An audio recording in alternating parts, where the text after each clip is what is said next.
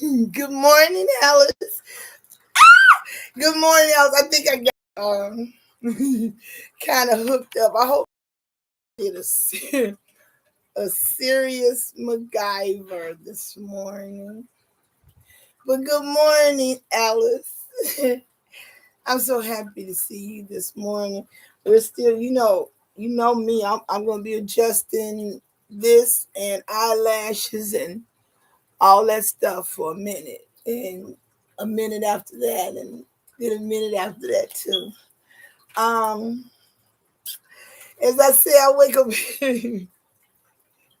I wake up. I am awake, and God wakes me. He calls my given name and awakens me, and I wake up with an attitude of gratitude completely, as I repeat daily, not just for the normal things, not just for the involuntary things. Must I name some? The things where God hears conversations I don't, where God is in rooms I'm not, where He hears plots and plans I do not. You understand those things? My heart beating, my blood circulating. Let's go on with it, okay? I had lumps and bumps here and there, but all those lumps are benign and they mine. I didn't mean right, but they my lumps. Every time I turn around, I find a new lump. I do. One of these days, I'm gonna get this thing fixed. I think, where they kind of side by side so I can look straight. But anyway, I'm grateful for this rigging. Um, I thank God. I thank God for that. I love to hear that. I do. I love to hear my birds. I keep looking up. I managed to beg for a souvenir from my spot, and I begged. I didn't have to grovel and get on my knees, but I was kind of holding on to it and wasn't gonna let it go. But it's something that one I love so many things, but my spot, is closed down and it's gonna evolve and move on to something else. And in the meantime, the owner was so gracious as to get rid of a lot of things, and you can't tell me stuff and I ain't gonna come see you. And I just happened to be, walking around. I knew what I wanted, but I looked up and there was one parasol left stuck over. It's like forgotten. I out of everything in there, I knew I couldn't take that mural because it's attached to a supporting wall, and I guess, but I knew I couldn't take the mural or the humbow balls. I like those too. It's some things hanging in there look like those humbows you buy in Chinatown. They got the meat in them. I sat by them twice, but I couldn't pay attention to partying and all that because I kept looking up at the things, and I had to touch it, right?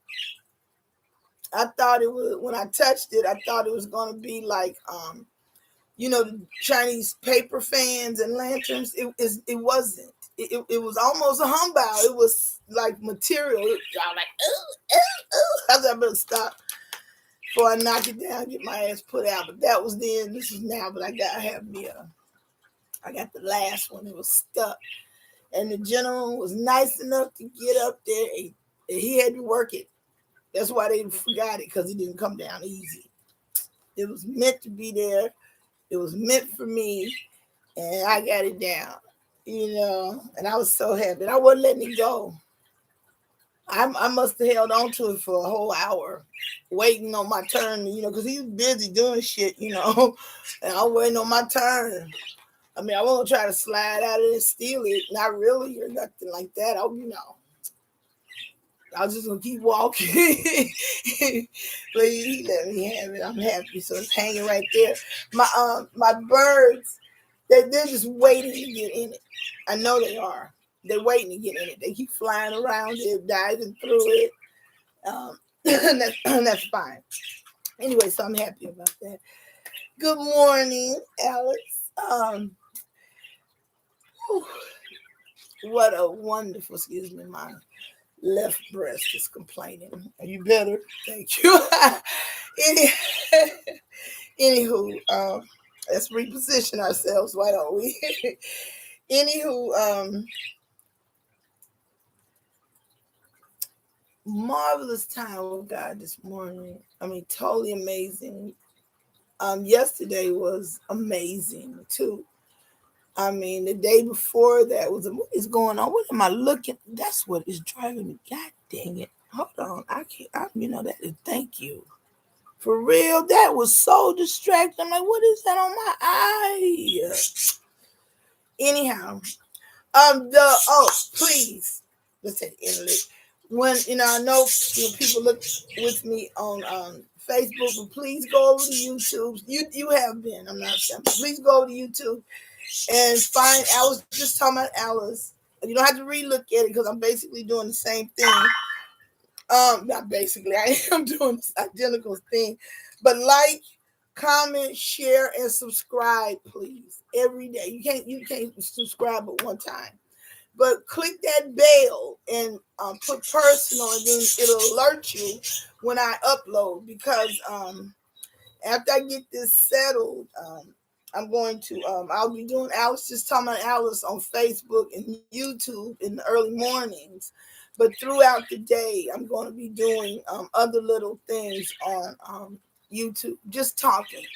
Alice, just talking about Alice, but people who want to listen and who need to heal and need to be touched and all those things, they don't just listen in the morning. I know they can see it throughout the day, but there's other things that I feel I want to say throughout the day. I just don't, but I've been compelled to start doing that, so I'm going to. It's a few things that I talked about with God this morning, and he revealed to me that I cannot talk about, not because they're secret, it's just I'll start crying. And I don't want to cry. I mean, not right, and not out of sadness either. So it's like, wow, really, it's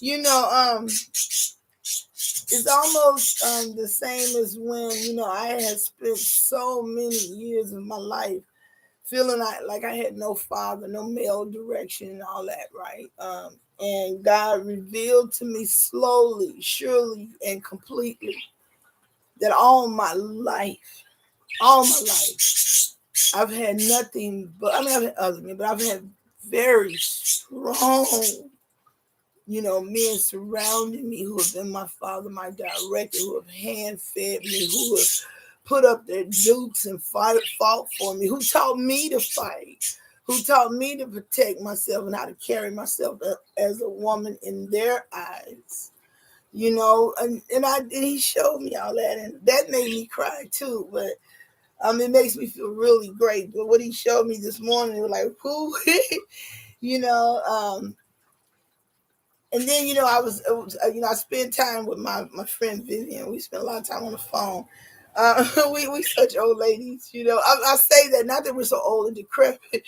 It's just that we're older, but it's still, it's like none of that time went by, And I really enjoy, speaking with Vivian, and she enjoys speaking with me. We've always, even when we were young girls, we could always see things in the other one that person couldn't see.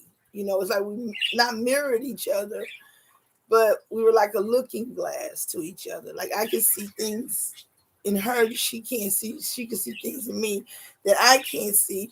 And then, not even only that, but the way we encourage each other. We used to have some fun. We did.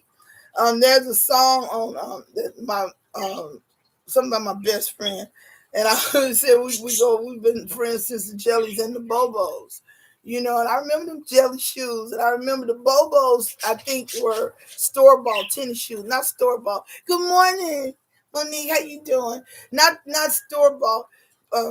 She was a store bought, but I mean grocery store. My mom, my mom used to get my sneakers at the grocery store. And I guess that's what they call bobos, because they flat. But anyway, she's been my friend since then. We wore each other's clothes. He's Poe. We know he's Poe. I was growing up really. I did not know that we were considered poor. Everybody had the same thing. We all cut off our jeans and did the fringes and ran around barefoot and, did our own hairstyles and all that, nobody, and I'm really grateful to God for that, because even when I talk about the tragedies, even of my childhood, things like that, those, I can explain. I'm trying to get gooey because I had to say it this way.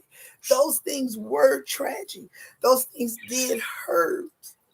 But he has shown me that it's like the center of a donut. It just happened. It was there. And actually, it's in my memory. And I remember it, but I have this, not door cloud, but it's like he's around me like this. He's always been around me. And I have all that goodness and ooey gooey and fun and running through the sun and traveling and meeting people and having a chance to love and holding babies. You understand? All that's around. All that horrible stuff that has happened in my life. And if I hold it like this, it's like I can see the past and the tragedy and all that. But if I hold it up like this, it's just a big hole. There's nothing there. Got all that stuff around me. So if I talk about it, I'm just talking about it because it's part of the healing process. It doesn't burn me or drag me down. But I'm saying all that to say that he keeps revealing to me that, like, as I said, I thought, I didn't have no father. I didn't have all this other stuff. But actually, I've had a lot of fathers and strong men, all that. And then I remember, this is how God does with me, and I speak on it all the time. I'm not gonna go back to all the miracles I can't remember, but I'm gonna talk about this. For instance, I say that when your loved ones pass, I don't want anybody to get tender, and I'm talking about my ancestors. Okay, I don't know where yours at. You claim where yours at. Let them be where you want them to be. Okay, but I'm telling you, ain't nobody going nowhere. All right, when my mama passed, that was tragic for me, but I had to be strong because I was the executor of her medical will, and I had to do what she asked me to do, and I did that. And it wasn't, and I did not cry that day. I did not cry the next day. I did not cry the next day. And then one day, it's like, boom, my mama ain't never coming back to fuss. None of those things. And I began to cry and ache. I mean, it hurt that I excuse me, I'm sorry, that I ached for my mother. And God brought her to me that night. I had to go through this because I have to get where I'm going with this. He brought her to me that night in my dreams. The first night that he brought her to me was the night that I cried. I was in so much pain from missing her, but I didn't see her face. She was in the kitchen. She had her back to me, and she was talking and cooking, and I could hear the pot steam. I was sitting in the kitchen looking at her back and talking. I don't remember the conversation. I just remember the comfort of her being there. So time went on and went on. I took care of things I had to take care of because my sister was supposed to be the executor of the state. That did not happen, and I ended up being that too. So I took care of that part. Then I would, like it would come on me when I would be resting or whatever, and I would just cry out to God. I want my mama. I just holler for my mama, and there she be. Her smell, like I say this all the time. My mother holds my cat, Tinka. I can pick him up or something. I put him. I can smell her on him. It's like she holds him and rubs him. Because my mother, we always had pets. Lots of pets. We always had cats and always. And I can feel my mother, and I was taught that also by the elders in my family. My granddaddies always say, You know, because that song, By and By. My granddaddy, he said, there's no by and by, baby. I was like, what do you mean by? He said, it's like saying later on, after a while. He said, he said, we ain't going nowhere. He said, we're going to be right here. And I remember when he came to, Mama went and got him, because he died in 1977, the year I graduated. And just before I moved out of my house, Mama brought him to our house, and I took care of him. And he was really, really sick, and I was so sad. And he told me, he said, baby, don't be sad. I ain't going nowhere. I said, Granddad, you gonna die? He said, yeah. He said, I gotta get rid of this old body. He said, but I ain't going nowhere. And it took me all these years to remember that, and to know that I know he never lied. He's never left me, ever. My granddaddy, he's right here with me, all of my. But I'm saying all that to say, not that about being here with me, but about the way God reveals things to me in my healing. Or when I when I long for something or think I don't have it. There was a post years ago, a couple years ago on Facebook that says, who can say they have friends from their childhood still, right? Who can say that? And I remember it made me cry because I didn't. Not because nobody liked me. It's not like that. This ain't no pity party. I ain't have no pity cry. It's just one of them days I'm be crying for all the goodness of God. So just I have to do this. Anyway, it wasn't because anybody didn't like me or did things wrong. You know how you lose touch, you know what I'm saying? You just lose touch. You mean the right. You mean to keep in touch, but you don't. Life goes on. But I can remember crying out to God and saying, I have nobody from my childhood. I remember names. I said, but I have nobody.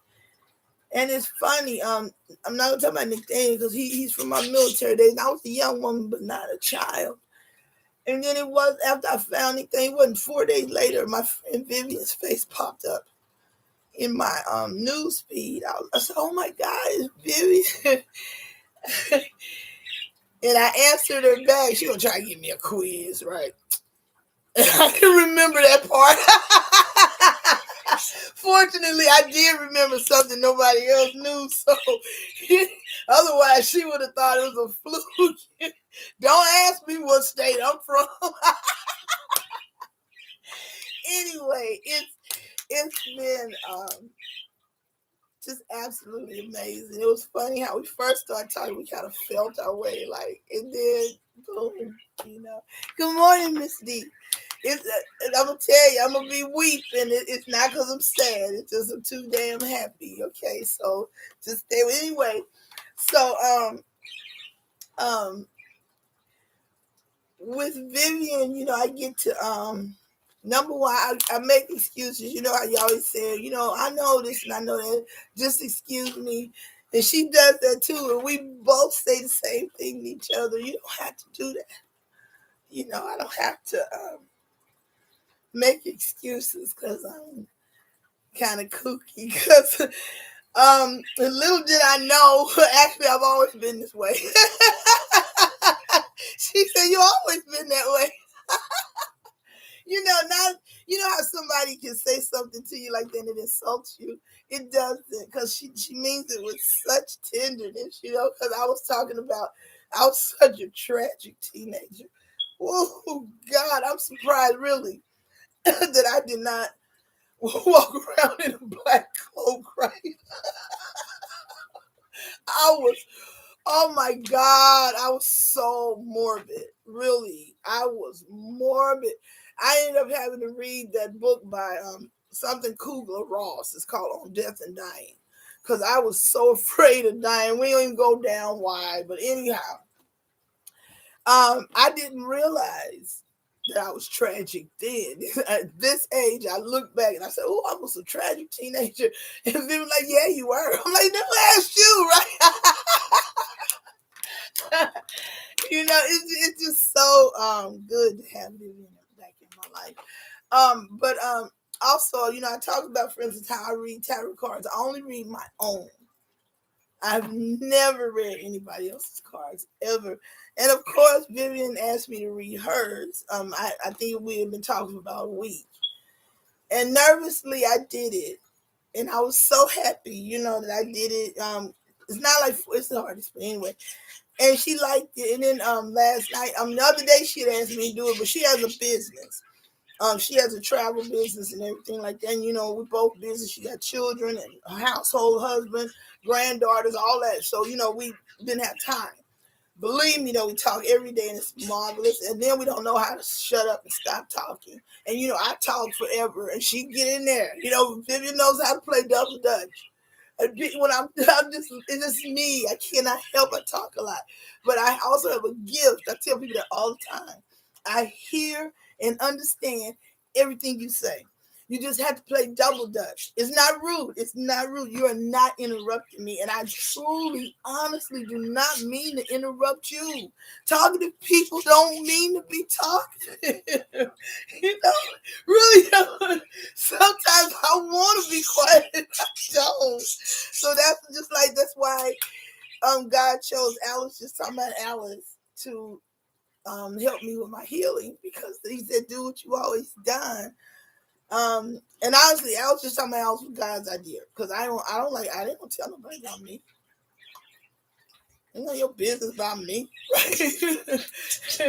Anyhow,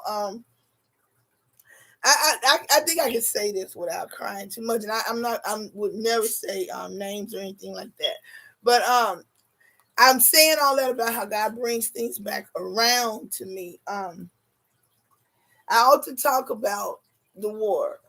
And that I was screaming in my head. I mean, for years I had, I still suffer from PTSD. It's not a curable thing, but I cope with it just fine. I'm not where I was. Anyhow, the thing that frightened me the most over there was when the war first started. When they declared war and that first Scud went over, we heard it take off. It screamed. I've never heard anything like that in my life. And then came the do do do do do do do do do do do do, and then boom boom boom boom boom. I mean, the ground was shaking. All I could do was pray to God. I kept saying, "Oh God, oh God, oh God." I just didn't want nothing to fall on my head. I just didn't want to be crushed to death. You know, I had on my protective mask, which I had confidence in, because I wore mine in the porta potty. So, you know, I had confidence in my mask. I still thought something was on my neck, y'all. You don't understand. They had spooked us tremendously with nerve agents, all that. You know, we did a lot of training before Desert Storm. A lot of training. I mean, horrible, scary shit. I'm like, ah! I don't know why. So they showed us some of the shit. Anyway, and it wasn't until the war was over and we were on our way back to the United States, just before Whitney Houston sang the Star Spangled Banner, they explained to us how the Patriot missiles were intercepting the Scuds. All right, so they never got a chance to get to us and explode on us. You understand? Nobody told us that. We all thought they were exploding on us. You understand? So we thought all of us thought we was going to die. All they had to do was tell us that we had people intercepting on our side, intercepting those missiles. We knew nothing. Yes, we had radios. Yes, we did have radios, but all the information was propaganda. I keep saying I'm going to pull it out. I even have propaganda that was thrown from the planes. Okay, I mean, it was all propaganda. I'm not saying all that to be political, to go down the rabbit hole. I want you to understand something. That was in the 90s, okay? from 1992 to 2017, like I said, I was screaming in my head, still suffering from that tragedy. God started healing and everything. And then, Vivian came back into my life. And through her, I inadvertently met someone who was a part of the team of men who did the missiles that intercepted the Scuds. They stopped her from killing me. Isn't that something? I'm sorry, isn't that wild? I've actually heard the voice of one of the men who helped intercept the missiles that could have killed me. So I'm saying all that to say this. It's not about the man, the missiles, it's about God. How all the time, he told me I was coming home, y'all. I always knew I wasn't going to die over there, but that still didn't stop me from being terrified of dying. The point is, God showed me this morning that he has this hellified thing of protection around me, and it's always been there. We all know that we hear that God has protection, but to see it, it's like, how you see those films, where they show somebody's near-death experience, like somebody will walk down the street and a bus miss them by a nothing. You know what I'm saying? It's not like that, but it's still the same. He showed me how the whole time, somebody was shooting down the missiles for me, and he let me hear his voice. I'm not saying I ever get to meet him. That's not where I'm going with this. I'm saying he let me hear the voice of the person who was helping shoot down the missiles.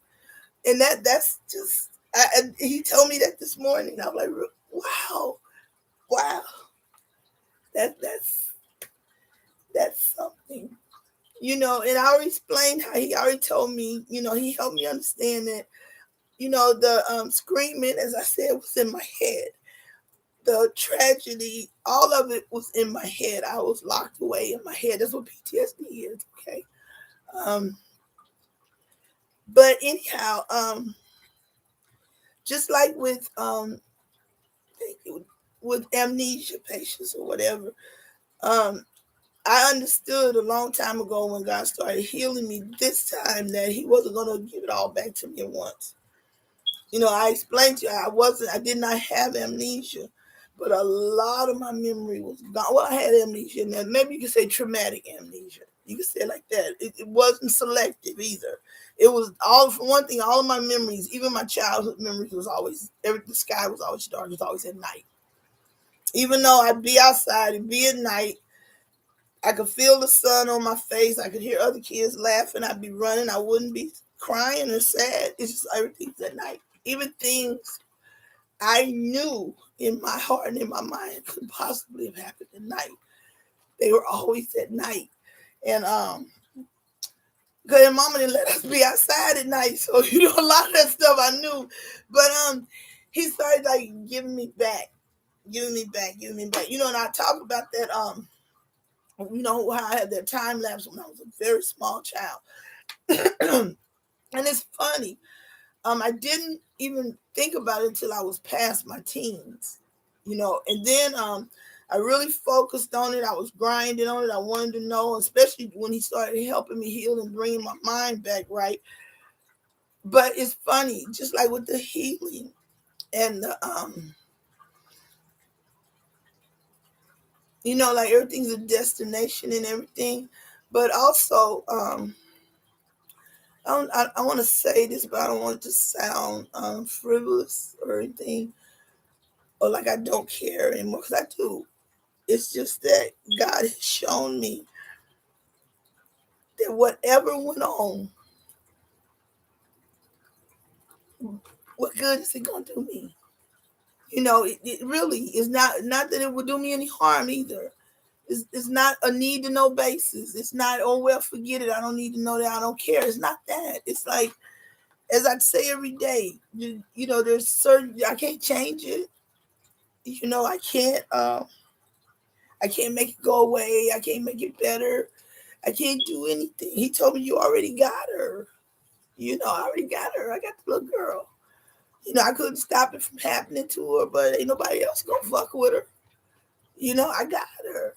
Ain't nothing much to do. I can't tell her what happened because she ain't asking me. The adult is asking God what happened to the child. And it's like, when, you know, he let me understand how people feel about me really isn't my business. I'm not going to worry myself to death with that. How people feel about me really isn't my business. I'm not going to worry myself about that. What happened during that time from 3 to 5, I'm not going to worry myself with that. I can't do anything. I can't change it. All the people are dead, you know, and if they ain't, they probably wish they were. I'm just not wishing it on. I'm just saying, you know, because karma's a bitch. You can't do things to people. You can't. And not just the children, not just the old people and animals, everybody. You can't do things like that to people. You know, you can't. You can't.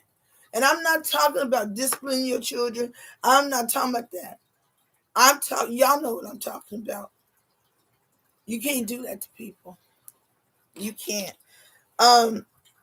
Anyhow, the realization that because I talk about all the time, he promised me that he would show me things, because my prayer to him always, not the prayer I prayed to get the healing going, but my prayer to him, I tell you over and over again, over and over, I surrender.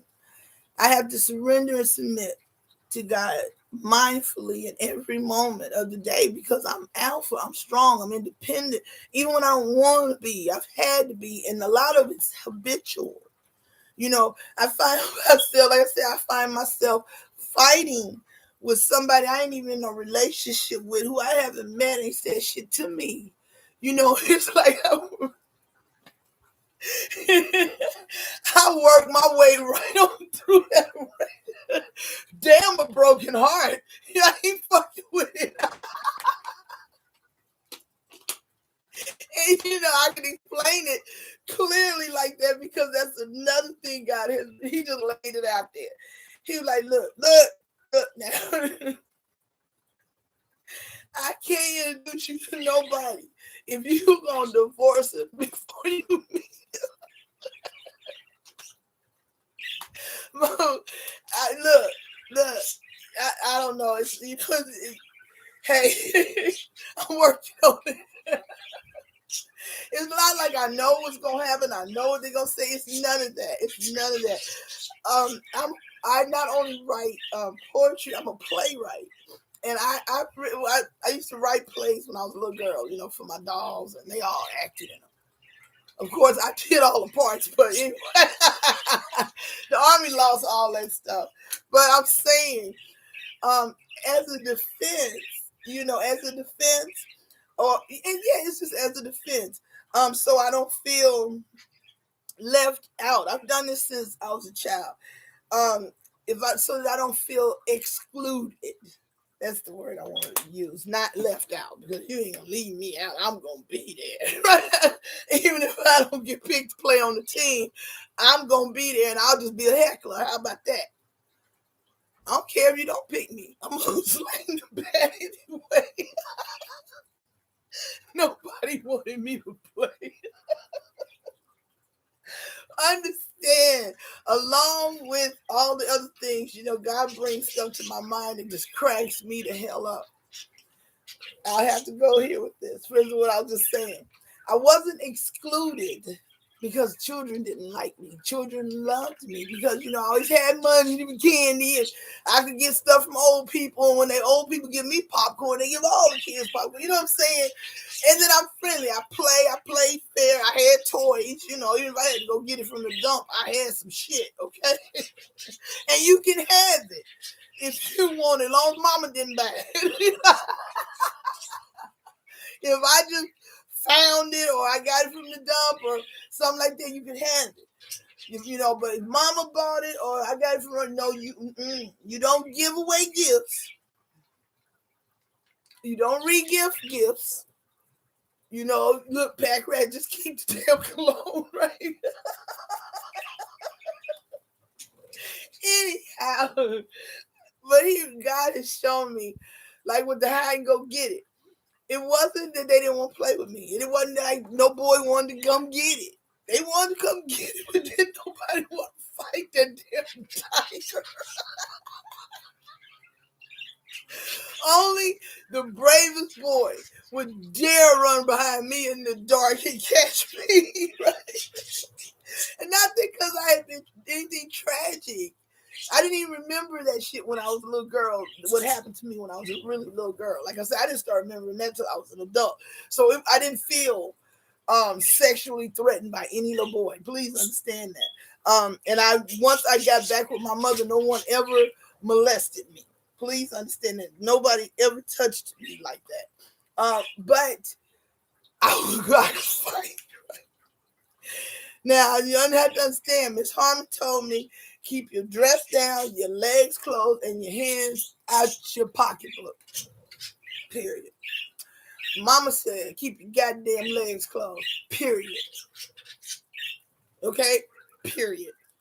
Ain't no boy got no business down there at all. And that's Patricia Georgine said it, and that was it. My granddaddy had already told me, don't let them little boys come around here sniffing about nothing. He said, don't make me have to shoot somebody's child. Somebody's son. That's what he would say. So, between the legs and all that was off limits. What you mean hide and go get it? We knew what hide and go get it meant.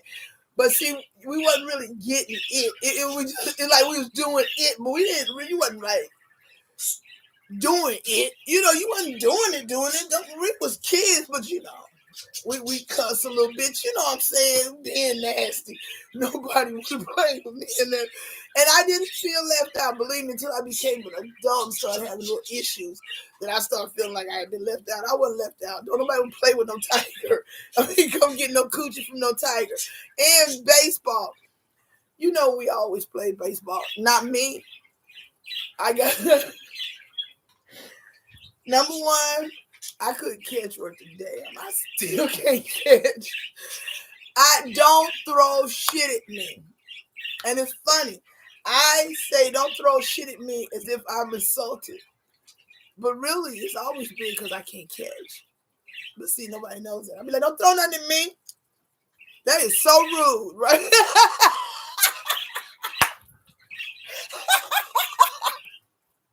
I can't catch. Don't throw my keys. Don't toss them or nothing. Hey, Shell. I hope you're feeling better. I really do, because I hate my hair. But don't toss, throw, or anything. See, I learned to bring that into my I'm insulted attitude, right?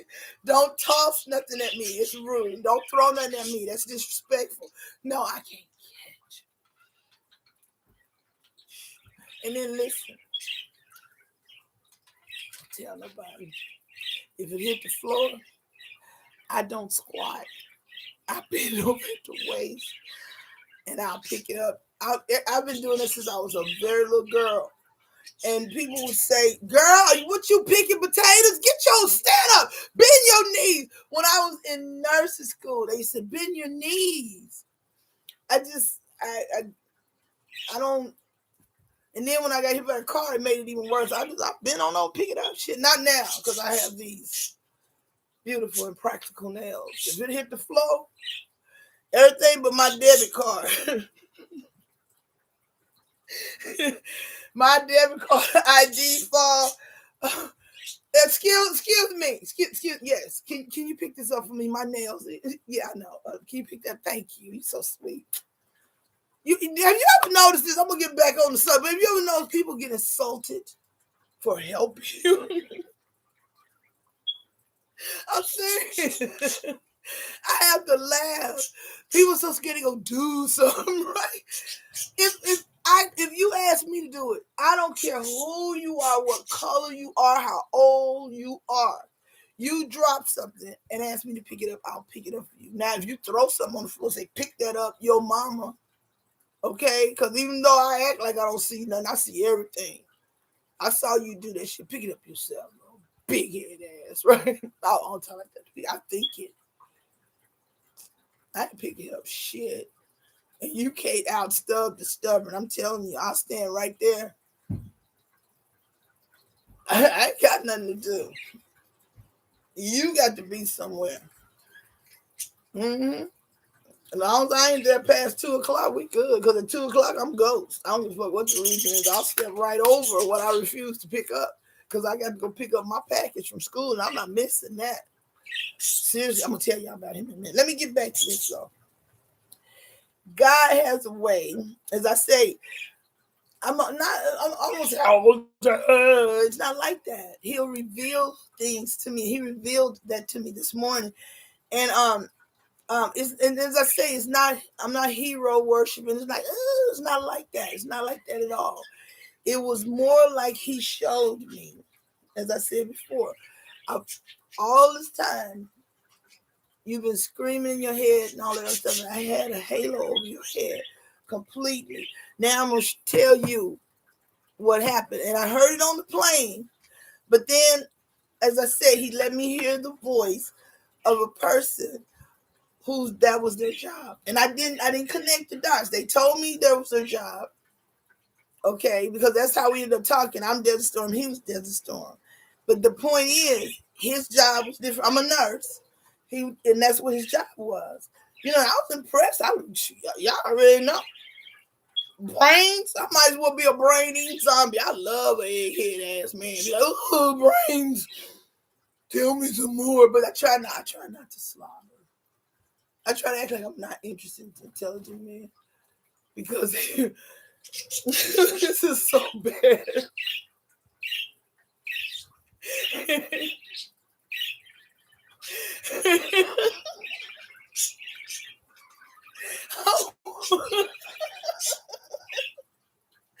I want to sit down and somebody start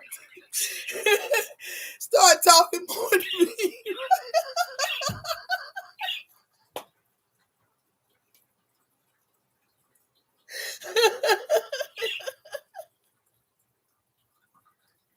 I mean, okay, be interesting.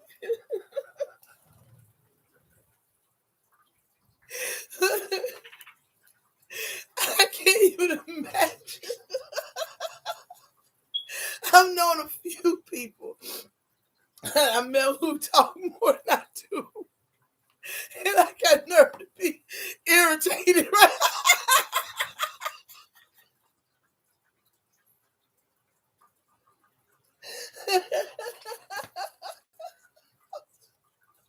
They be talking, I'll be like, dang. Okay. Oh my God, what a happy day. Man, that revelation right there, boy. Him showing me that, because I remember my pastor used to always say, it's a big, small world. And I like that, because not because it's a big, small world, but because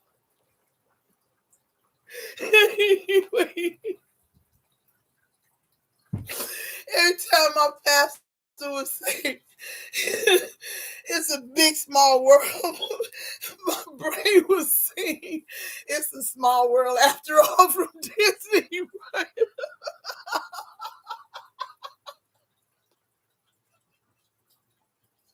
I'd be sitting there.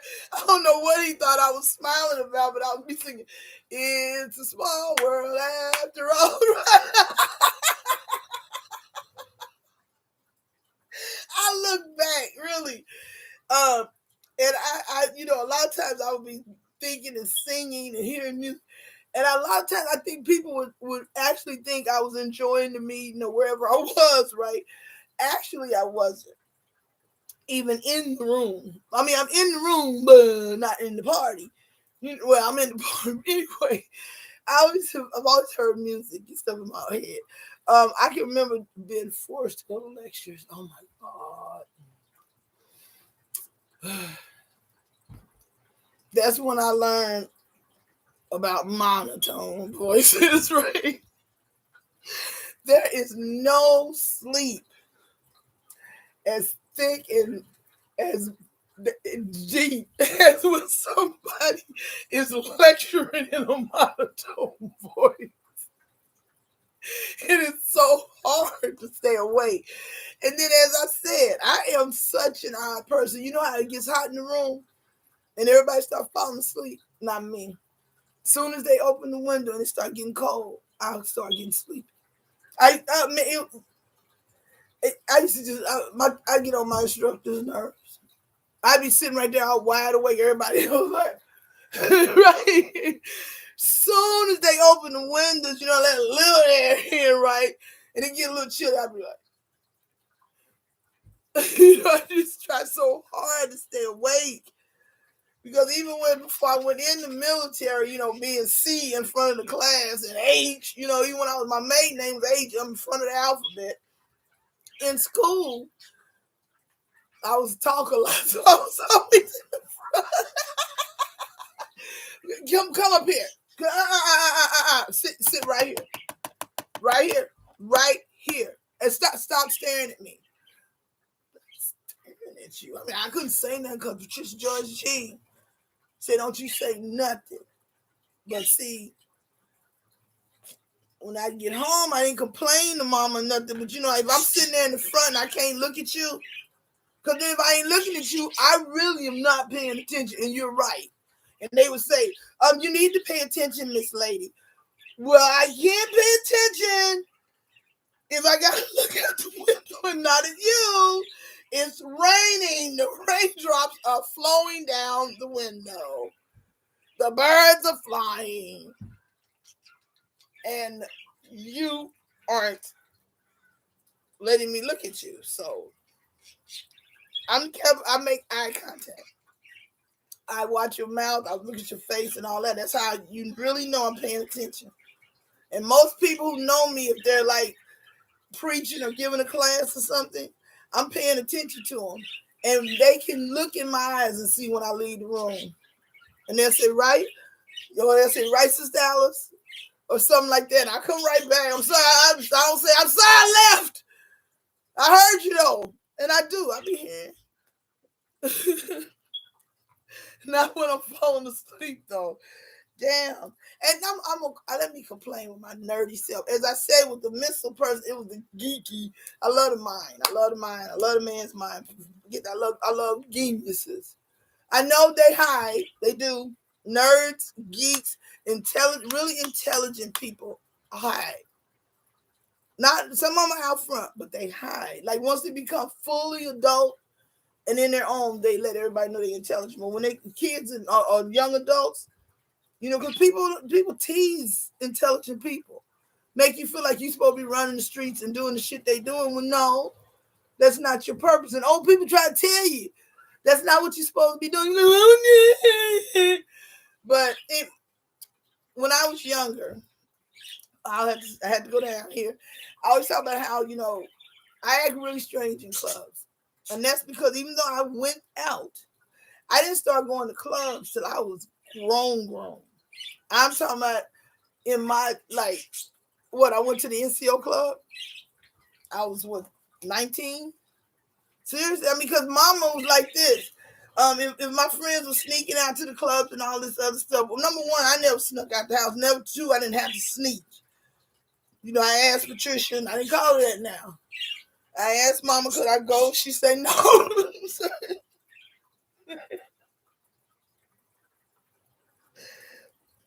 As simple as that. Why, mama? Why can't I go? I knew not to say so-and-so is going because, you got to hear if they jump off a bridge, all this other stuff. Would you do it? In my mind, I'd be saying, yeah, and she said, go ahead, say yeah. I told her she could read my mind. But one day my mother said to me, I think I was like 15, And I really wanted to just start going out and, hanging out like the grown ass girls. And Mama wasn't saying nothing bad about it. She explained to me. She said, Alice, this is one thing I know. She said, you always think that they're having fun on the other side of the road. She said, Alice, it ain't that exciting. It's not that fun. Much fun. You're not missing a goddamn thing. And I look back on all that. Now, like I said, I didn't go out. I didn't go to any funerals. I didn't, Mama, certain, like I say, certain movies I didn't get to go see. She didn't have any restrictions on books or anything like that, or of course, TV programs. But when I look back, I think about those types of things, and her come back to me for like I saw when we moved to California. I mean, because in Oklahoma, everybody had a Cadillac and all that. Like I always explain, there was pimps and hoes and stuff in Oklahoma too. But it was a different kind of style. I get to California, they all out there with the shit. Everybody look alike, got the wavy hair and the long fingernails and the gold teeth. And I saw this one guy, he was driving down the street. I said, "Oh, mama, that's a nice car." My mama didn't even break a beat. She said he probably sleeping in it too. That she would always come back like that. Now and I'm gonna tell you something. My mother didn't put men down. Like my mother never said anything negative about my father. He ran off, he ain't this, and my mother never did that. But she never really told me nothing about him either because she didn't know anything, I guess. But she never put him down. I never heard her say she never said to me, make sure you earn your own money because a man ain't gonna take care of you. My mother never talked like that. She never talks like that. She would let me know being pretty ain't gonna pay no bills. Really, she told me being pretty ain't gonna pay no bills, even if you become a hoe, because hoes get old and ugly.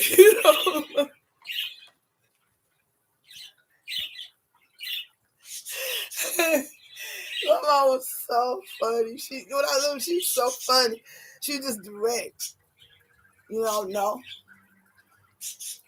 I've said this yesterday. I used to tell kids, how you be playing and get good. They want you to spend the night. I tell them as soon as they start asking, I say, my mama is not going to let me spend the night. Oh, I'll ask her. As soon as we come in the house, my mama look at me. You want me to beat the kid up at the front door or you want to beat him up? How you want to do this, mama? And the kids, they say, Miss Pat. Mama, listen. She let them get all the way to the end about how they mama going to be home and they daddy back out of town.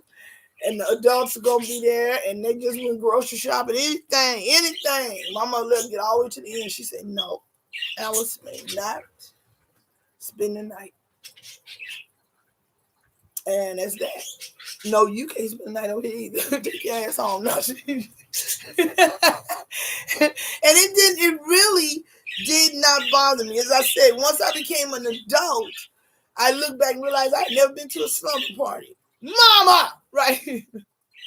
But it also, I understand though, because number one, my skin was very, very sensitive. Mama, I couldn't even imagine.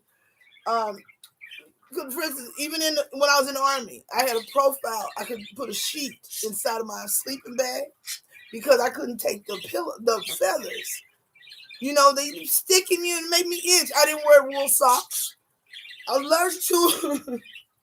I couldn't wear my dog tags, the chain just around my neck. Really, I had before the black splendid. Before the black spandex became regulation or allowed in the uniform in the military, I was allowed to wear black like spandex underneath my shorts when they switched to shorts for us to run in, because my thighs have always rubbed and my own skin touching its own skin causes eruptions. I mean, I didn't get a rash, you understand, from running. I blistered. It looked like somebody had thrown hot water on me.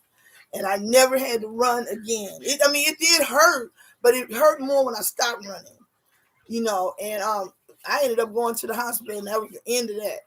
My skin was just like that. I remember we had a wool sweater. I used to love that sweater. It was so pretty. I mean, it's OD green, but the way it fit me. But I had to I had to make sure I wore a white cotton T-shirt under it, and that wasn't regulation. My T-shirt, I wore the T-shirts. I was so glad it was cotton, but I couldn't wear the socks. I did in basic training. That's how they found out I couldn't wear the socks. Because you gonna wear that shit. You take it. That ain't my shoe set. Take it. I was like, I know they ain't giving me that. Anyhow, so I look back and I understand. She didn't want me over there on somebody else's sheets, and I never wore other people's clothes. I mean, my sisters, when she would let me, but I didn't wear other people's clothes, and I didn't let people wear mine. But now I look back on it, as Mama said, Miss Persnickety, she can't nobody be in my stuff because it made me itch. It's a trip. But anyway, I'm speaking of how God brings back the most wonderful things to me. But this may sound like petty blessing, but I was just dying because this man brought me an empty package. Really, and my dress. I didn't know what was in the bag, and I just knew it was my dress. I knew it was my dress. And I was like, damn, I called UPS, couldn't get through, put in a work order, ain't heard nothing. The man downstairs, he put a clear note on his door, bring her shit upstairs. They ain't done that. They still put the stuff downstairs. But Ronald is just going and getting it automatically on his way from the bus. And he brought my package in. It was my dress. That's a blessing, because if it was the clearance dress that they took, fine. I just picked it because I needed $8 more to get free shipping. And then, it was that dress. I'll take that one. It was only $10, Probably one of them dresses you put on, you better not wear it nowhere. It didn't matter. I wanted free shipping. And I was so scared it was that dress. I would take a picture, which I don't normally do. But honestly, my camera is not doing it justice. This dress is so pretty and wild. So I have to make earrings. And I'm in the process of pulling out the beads.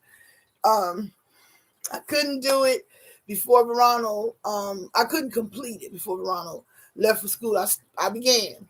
I couldn't do it before this, but I began, because once I go in, I'm in. Verano will be home about 11 anyway, though, because they're having 2 short days. But I'll tell that process too. I pick out. I show pictures of my bead boxes. Normally, if I wasn't in preparation, I'm in preparation to try and get everything together because I'm going to move. I put them all in just 2 containers. Normally, I tweak out my beads, is what I call them, and and I do an array of the pinks and reds and all those and the blues, and keep them separate so when I'm ready, I can just pull out colors. But this way is also very comforting, and it's a meditative state for me when I do my beading. But digging through, I have thousands and thousands of beads, and I dig through them, and they go everywhere, not on the floor. I try not to let them get on the floor, but they be all on the bed, and I just scoop them up. And anyhow, this dress is requiring the design of it. I have to cheat and show you. I have a lot of not a lot of them. I have to show it to you. I'm gonna have to find them, but I have rocks. They're not rocks. They're not heavy. Okay, I can't use heavy ones this time because I'm gonna really use a lot. I'm gonna make hoops, but I'm gonna use a lot of them because this is a lot of colors in the dress. But they're like this. God damn it, these damn fingernails. Hold on. They're like this. They're little rocks. See? Maybe you see it like this. I'm on YouTube too.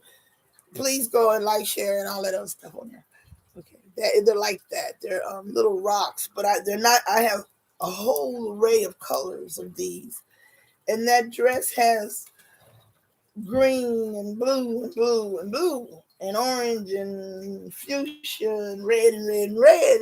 And so I'm gonna do it up. I'm gonna do it up. And it was really cool because, like I said, my my spot, is closed down because it's evolving and changing into something bigger and better. I know. But anyway, I saw, the thing where they were saying, come get something, and I had to go just to, I was at couches on the corner for a reason, but there wasn't nothing in there on the corner for a reason. So I had to go. I went in and I'm looking, and I picked out what I wanted, and then I'm just standing there because nobody's paying me any attention. They busy. These people busy, and I found it quite attractive. I love to see men working. Thank you. Do fix something. Come on, where's your ladder? Let's do it. No, I'm playing. No, I'm not. Anyway, I'm just standing there waiting my turn. Because I ain't about to get hollered at and shit. So this man was over there doing some other stuff, and I just happened to look. I was looking around, trying not to be all ooey gooey and stuff, and I was getting there, and I looked up, and I always loved the umbrellas. That was just one of my. I'm serious. I had to keep